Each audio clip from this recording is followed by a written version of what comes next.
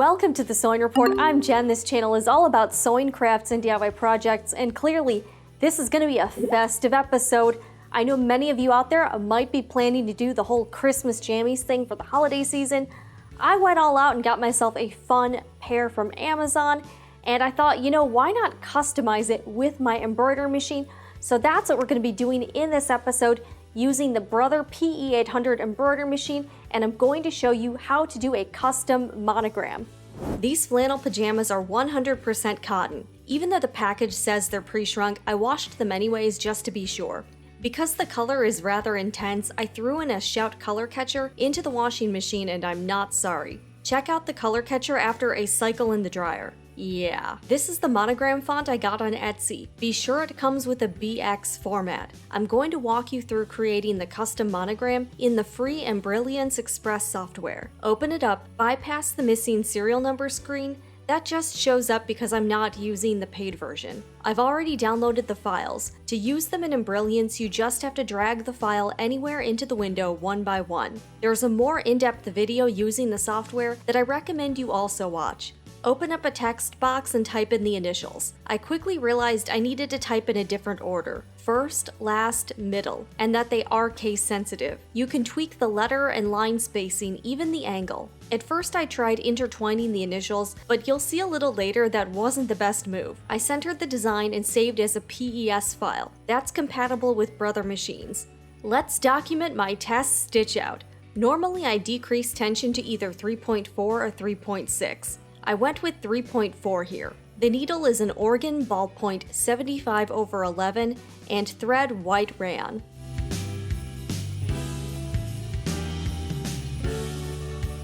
My first problem, an upper thread break, and the needle popped out of place. And another thread break. I hooped the test flannel with tearaway stabilizer in the back and water-soluble topper on the front. The embroidery machine seemed to struggle with stitching on top of stitching, as the upper thread kept on breaking. While the test stitch looks alright, I wanted to avoid all the starts and stops, plus the back looks a little funky due to all of the interruptions. I went back into the embroidery software and spaced out the monogram letters so they don't connect anymore, and resaved the file. On to the real deal. First, we gotta prep the pajama top. Unbutton it, use the center front as a measuring guide. With a clear roller and disappearing ink pen, I marked placement lines where I wanted the design to go. Typically, monograms are on the left chest of a shirt. I decided to float the pajamas instead of hooping them, and here's how I did it with the 5x7 hoop. First, hoop a piece of cutaway stabilizer tightly. Mark center lines with a flexible roller and a pen. To protect the hoop, cover it with painter's tape. Then I put in a cutout paper bag and spray the stabilizer with temporary adhesive. Remove the tape. Here's where a regular sewing pin comes in. Insert it in the center of your placement lines. Then through the center of the stabilizer in the hoop. Working your way out, press the fabric down. Keep using the pin to insert at various points on the pajama lines to match up with the hoop lines for more accurate placement. Also note that the pajamas are actually upside down in the hoop with the screw part at the bottom. I'm doing this because I want the bulk of the material to be on the left of the needle and not jammed into the throat space of the machine. Flannel is a napped fabric, so I added a layer of sulky, water-soluble topper. I tried out my new Clover Wonder pins to secure all the layers. It'll take some maneuvering to snap the hoop into place on the embroidery unit. For the final stitch out, I changed to a new Oregon ballpoint 80/12 needle with Aqua Rayon Madeira thread sent to me by Nancy's Notions. Kept the tension at 3.4, but I think the larger needle combined with the design not involving stitching over stitches did make a big difference. This time I did have one instance where the needle popped out, but that's about it.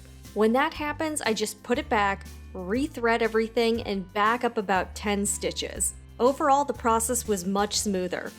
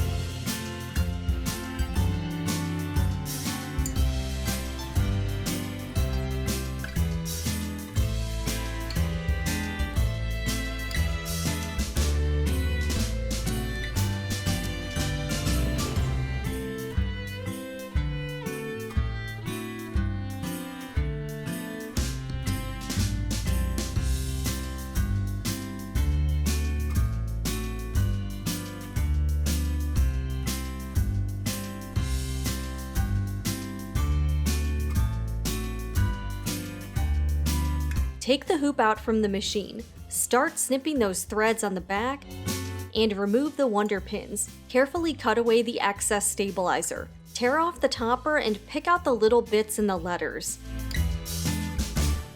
To eliminate the rest, I sprayed the area with water and blotted with a paper towel. Here's a side-by-side comparison of the test stitch out versus the final stitch out. And one more thing, adding a soft layer to the back so it's not scratchy to wear. Sulky Tender Touch is a lightweight fusible iron-on stabilizer. Prepare a piece of Tender Touch larger than the cutaway stabilizer. I protected the pajamas with a Teflon sheet and used the Cricut Easy Press 2 to fuse. Now this project did end up working out well, but I learned a lot of lessons by doing flannel pajamas. Don't skip that test stitch, guys. I'm warning you, do not skip it. I'm so glad I did it because I changed a lot of things from the test stitch to the final blank, and I could have easily destroyed these pajamas, but I'm really glad I didn't because they are so cute. And if you are interested in this exact same pair, I'm gonna link them down below along with the monogram I used and everything else. Also a Christmas sweater I also picked up that's really fun. So thank you guys so much for watching. I do have a lot of other videos about machine embroidery, so check out the playlist.